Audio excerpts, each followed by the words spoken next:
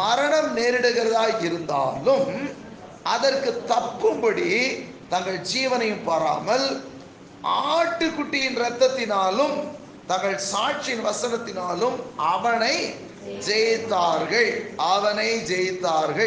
அப்ப எவனை ஜெயித்தார்கள் அப்படின்னு சொன்னா 9ஆம் வசனத்துல வாசிச்சோம் சொன்னா சொல்லப்பட்டிருக்கோம், உலகம் அனைத்தையும் மோசம் போக்குகிற பிசாசு என்றும் சாத்தான் என்றும் சொல்லப்பட்ட பழைய பாம்பாகிய பெரிய வலு சர்ப்பம் தள்ளப்பட்டது, அது பூமியிலே விழ தள்ளப்பட்டது.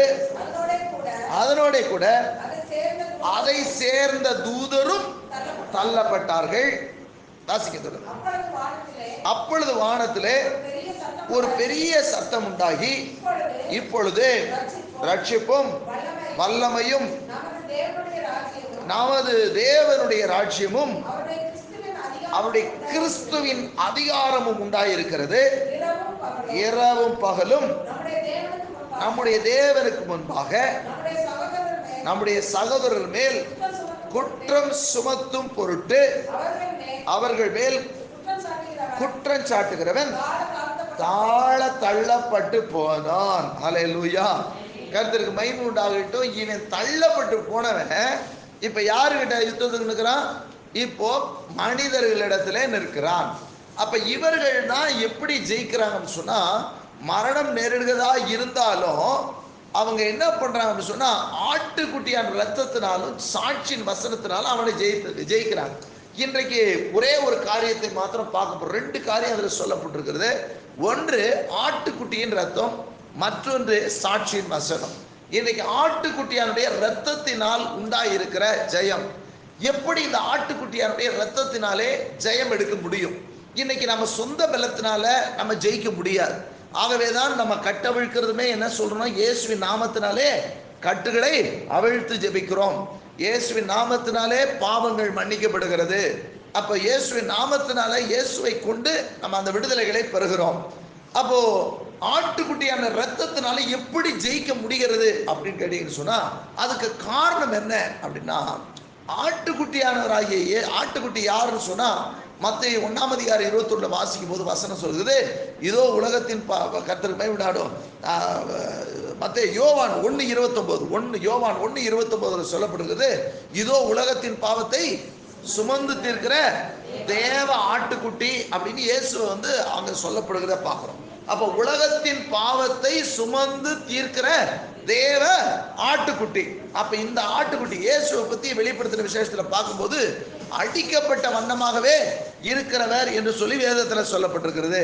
அப்ப இந்த இயேசு நமக்காக அடிக்கப்பட்டார். அவருடைய ரத்தம் பாவங்களை போக்கும்படியாக சிந்தப்பட்ட ரத்தம். அந்த ரத்தம் எதுக்காக? மனுஷனுடைய பாவங்களை போக்கும்படியாக சிந்தப்பட்ட ரத்தம். 1 யோவான் 1:7 சொல்லுகிறது, இயேசு கிறிஸ்துவின் ரத்தம் சகல பாவங்களை நீக்கி நம்மை சுத்திகரிக்கிறது. அப்ப இயேசுவோட ரத்தம் என்ன செய்யுது? ஒரு மனிதனுடைய பாவத்தை கழுவ வல்லமை உள்ளது. ஒரு மனிதன் என்ன பண்ணுது? இயேசுவோட ரத்தம் பாவத்தை போக்க வல்லமை உள்ளது. இந்த உலகத்துல வேற எந்த ஒரு ரத்தமும் பரிசுத்தம் உள்ளது அல்ல, இயேசுவின் ரத்தத்தை தவிர. இயேசுவின் ரத்தமே பாவத்தை போக்க வல்லமையுள்ள ரத்தமா இருக்கிறது, இயேசுவின் ரத்தம். அதனாலதான் சொல்றாரு, ஆட்டுக்குட்டியான ரத்தத்தினாலே அவனை ஜெயித்தார்கள்.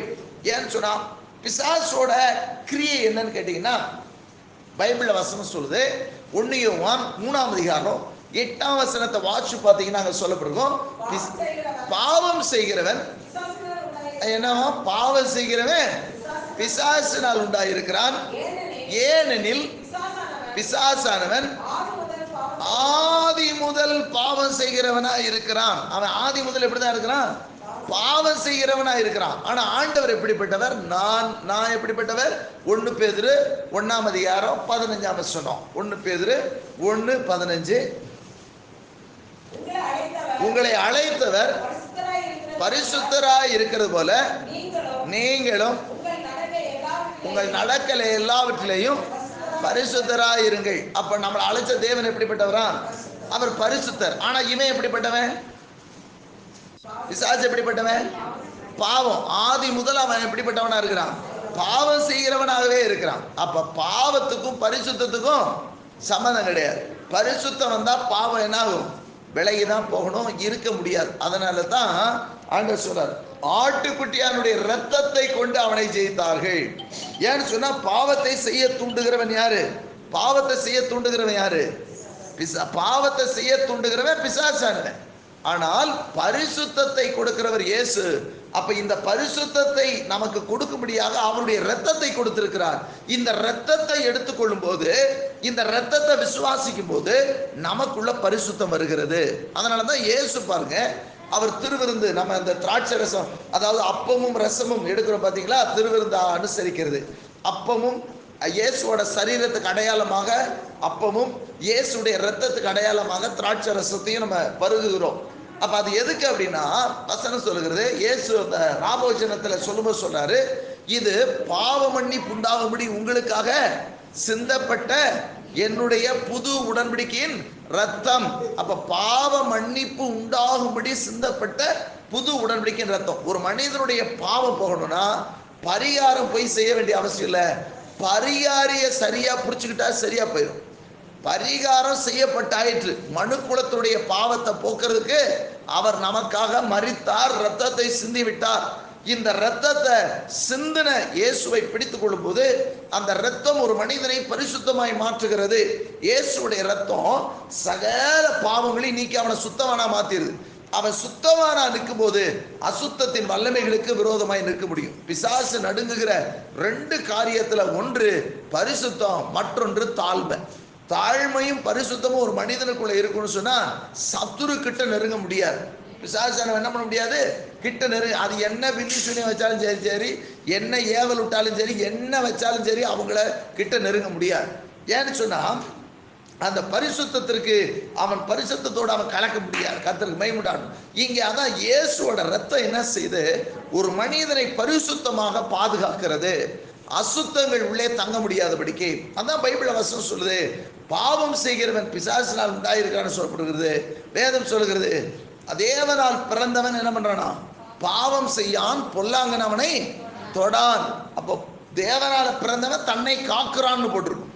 தேவனால் பிறந்தவன் என்ன பண்றான், தன்னை காக்குறான். தேவனால் பிறந்தவன் பாவம் செய்யான். அப்படின்னா தேவனால் பிறந்தவன் இயேசுவின் ரத்தத்தை கொண்டு தன்னை சுத்தமாக பாதுகாத்துக். தினமும் என்ன சொல்றான், இயேசுவே உடைய ரத்தத்தினால என் பாவங்களை எல்லாம் கழுவி விடும், உடைய ரத்தத்தினால என்னை பரிசுத்தமாக்கும்.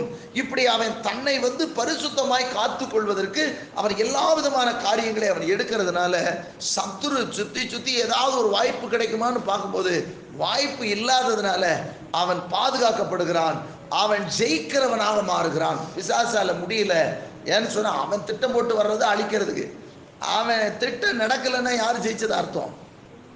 யார் ஜெயிச்சதா? நம்ம தான் ஜெயிச்சதா அர்த்தம். அதனாலதான் சொல்றாரு, ஆட்டுக்குட்டியானுடைய ரத்தத்தினாலே அவனை ஜெயித்தார்கள். அப்ப இயேசுவின் ரத்தம் ஒரு மனிதனை பாதுகாக்கிறது. பிசாசு கிட்ட நெருங்கி வர முடியாதபடி பாதுகாக்கிறது. அவனை பரிசுத்தமாய் பாதுகாக்கிறது. கர்த்தருக்கு